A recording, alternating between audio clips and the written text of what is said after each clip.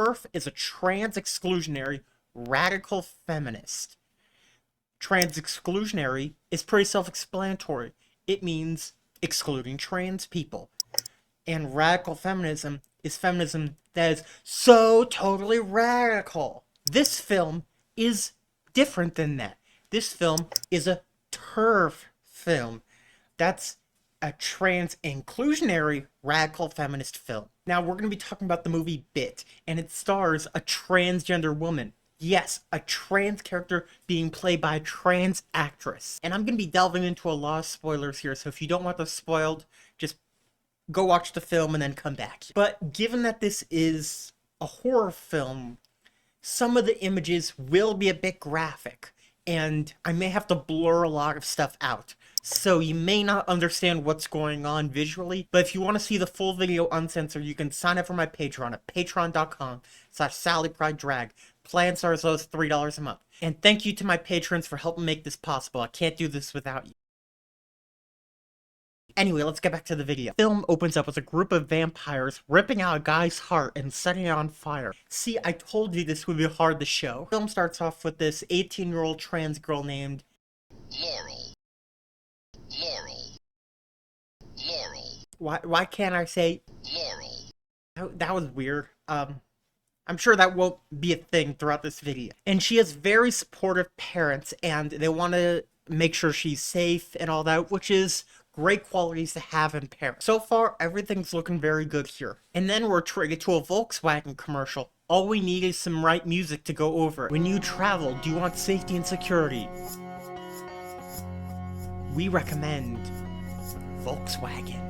So she goes to see her brother Mark, and he's well aware of transphobia, and he's like able to talk to her about that. Good ally, right? And he's pushing her to get a job, even though she's really unsure about what she wants in the future. Also relatable to people of this age. And then they go to this like concert or bar or sex house. I'm really not sure. And as someone who's asexual-ish, this is really sort of confusing to me. What are you allosexuals up to? And also, why bring your family to something like this? Like, they're literally just having sex in a group setting. I'm really confused by all this. And she gets eyed by this man in the corner, but she's interrupted by Izzy, a woman there trying to talk to her. And she sort of hits her up and everything. And then the man tries to get involved, but Izzy ends up stepping in and saving the day, and then they're going to the roof. And then says this. Feels like I'm in a freaking movie. Maybe it's because you are in a movie. And Izzy says that she's one of the owners of the business, which does something. I'm still not really sure. And that they make their money by being supervillains. Seriously, by the end of the film, they do not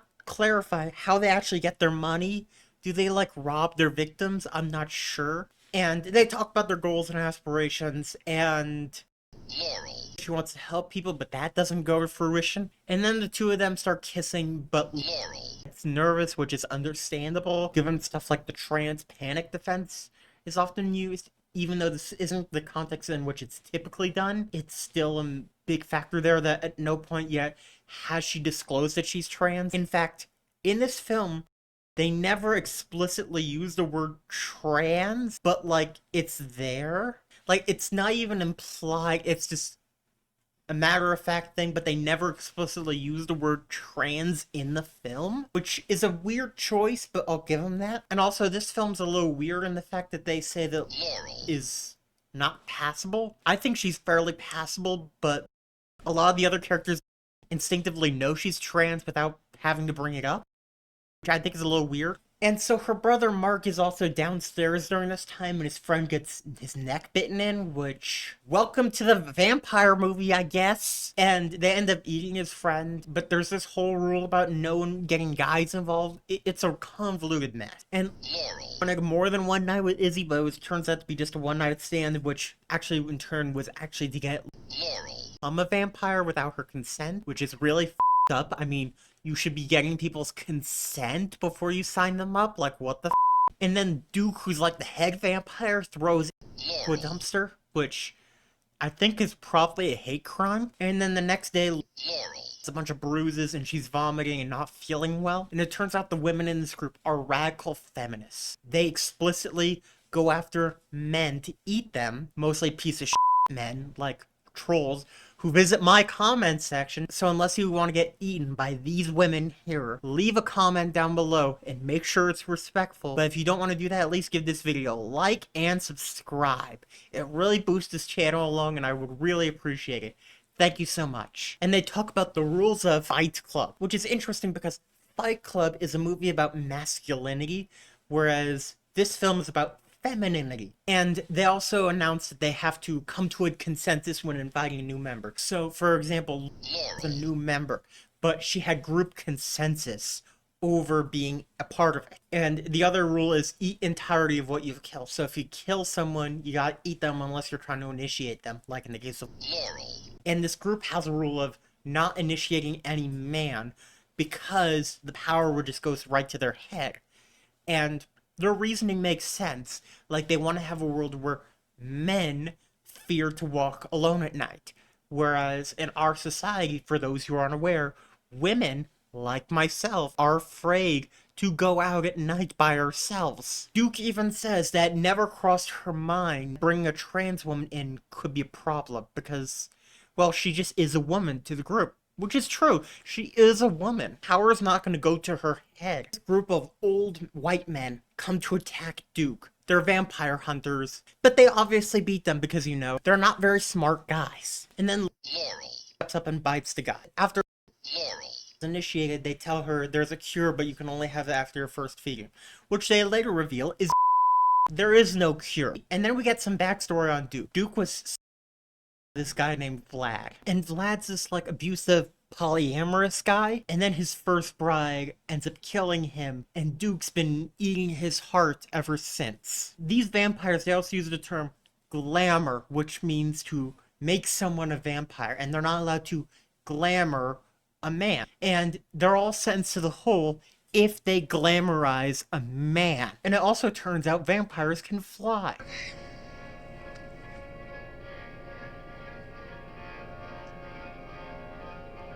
Happy thoughts. We can fly! We can fly! We can fly! Vampires are immortal. The only thing that can kill them is fire. And then Laurel and Izzy get together, which lasts very briefly because it turns out there is no cure, and Izzy lied about that because, you know, there needs some emotional conflict in this film.